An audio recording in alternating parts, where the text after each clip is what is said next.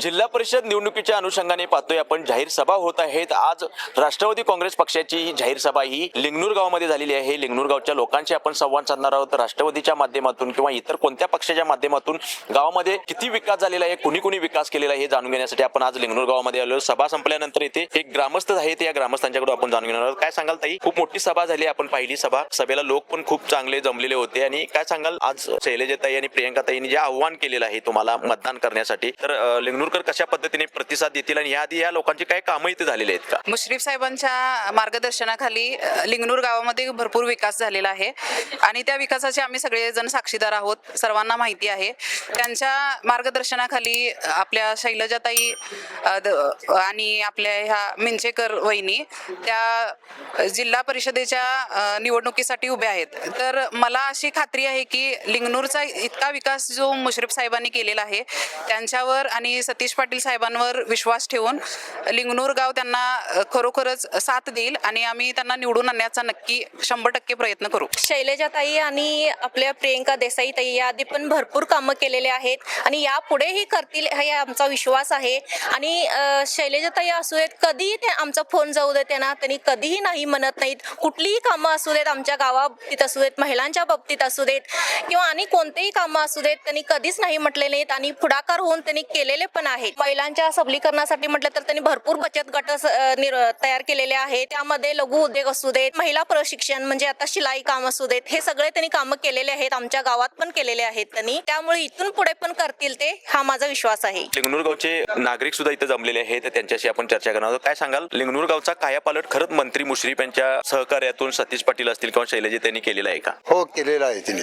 आमचं पहिल्यांदा 10-15 वर्षाच्या पाठीमाग प्रत्येक गावातनं सुटले की गुडघ्याच्या वर 2-3 फूट पाऊल जायचं। आता त्या माध्यमातून त्यांनी रस्ते करून दिले आम्हाला। गावाला आता अत्याळ्या जाणारा रोड ते करून दिले, करंबळीला जाणारा रोड करून दिले, भिजवण्याला जाणारा रोड करून दिले, कडिंगला जाणारा रोड करून दिले, इकडे डेअरीला जाणारा रोड करून दिले, बेकनाळा जाणारा रोड दिले आणि काय राखले आमच्या गावामध्ये सगळी कामं करून दिली। पाण्याचे काम करून दिले, देवालयाचे पूर्ण काम केले सगळ्या। आता इथं आम्ही ग्रामपंचायतीच्या गावाचं पूर्णपणे रस्ते केले। मग आमच्या गावामध्ये त्यांच्याशिवाय हाय कोण आणि त्यांनाच आम्ही मतदान करणार आणि त्यांनाच भरघोस मताने निवडून देणार आहे। त्या गावामध्ये 14 कोटीची कामं केलेली आहेत। 14 कोटीची कामं केलेली। 14 कोटी दिलेत मुश्रीफ साहेबांच्या माध्यमातून, सतीश पाटलांच्या माध्यमातून। काय वाटते, गावकरी कशा पद्धतीने या राष्ट्रवादीच्या उमेदवारांना सहकार्य करतील? आमच्या गावामध्ये असं होतं, ह्याच्या अगोदरचं गाव शेताकडे जायचं झालं तर माणूस 3-4 तास लागायचं आणि 2 मिनिटात आता तिथं पोचतोय म्हटल्यानंतर त्यांच्याशिवाय आम्हाला पर्याय आहे काय सांगा? आणि इथून पुढे सुद्धा अशीच कामं करत राहणार आम्हाला मदत। त्याच्यामुळं आम्ही सगळं गाव त्यांना मतदान करणार। हे लिंगणूर म्हणजे माळ लिंगणूर म्हणत होते, पण ह्या आंबेवळ प्रकल्पामुळं आमच्या लिंगणूरचं आता हरित क्रांती झालेली आहे आणि तसंच कडगाव, अत्याळ, करंबळी बऱ्याच गावांना म्हणजे हे आंबेवळ प्रकल्प काही कारणास्तव थांबलेलं होतं। हे मुश्रीफ साहेबांनी पुन्हा ते पणाला लावून ते आपलं धरण बनवून आपली हरित क्रांती घडवून आणले। तसेच मी आजी माजी सैनिक संघटनेचा अध्यक्ष म्हणून ह्या गावात जवळजवळ 150 सैनिक आहेत। 2015 मध्ये विधवांना घरफाळा माफ व्हावा असा GR निघाला होता, पण आतापर्यंत झालं नव्हतं।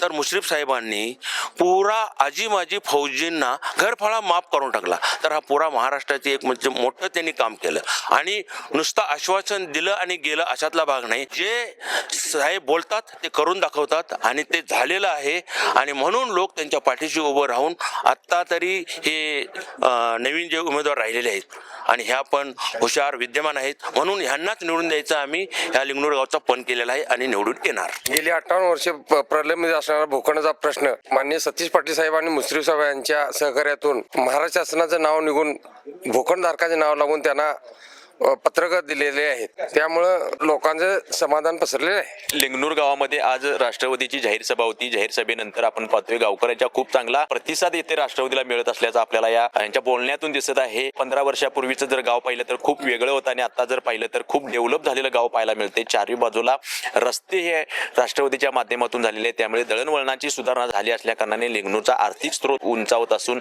जे काही शेतकरी आहेत त्यांच्यामध्ये सुद्धा एक समाधानाचं वातावरण असून या निवडणुकीमध्ये नक्कीच लिंगनूरकर राष्ट्रवादीच्या खंबीरपणे पाठीशी उभे राहतील असं ग्रामस्थांचं म्हणणं आहे. आज लिंगनूरमधील सभा झाल्यानंतर त्यांनी आज लाईव्ह टुडे मराठीच्या माध्यमातून असा विश्वास व्यक्त केलेला आहे. गणिल जवळून लाईव्ह टुडे साठी नितीन मोरे.